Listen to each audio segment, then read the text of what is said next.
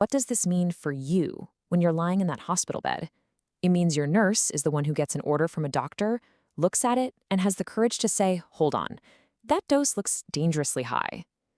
They're the one who stops for that extra second to scan your wristband and make sure that the pill in that little paper cup is for you and not for your roommate. Or they're the one who realizes a critical dose of your antibiotic was never given. What happens when it breaks? What happens when there are holes in that net? Well, that's when things get incredibly serious. And it brings us to this really important concept in hospital safety called failure to rescue. Failure to rescue is basically when a patient starts going downhill and the team doesn't catch it in time. Exactly. So you come in for a fairly routine surgery, but you start to develop a complication. Maybe your breathing changes just a little bit or your heart rate creeps up. The rescue is when the team spots that early and steps in. The failure is when those signs get missed and a preventable problem spirals into a disaster. And this is where the nurse's reality directly impacts the patient's experience. On the nurse's side, you have high workload and interruptions.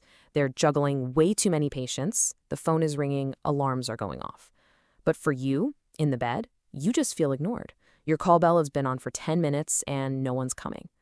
Or how about fear of calling the provider? A junior nurse might be intimidated to call a senior doctor at 3 a.m. because they're afraid of getting chewed out. From your perspective, though, all you know is that something feels wrong and nobody is giving you answers.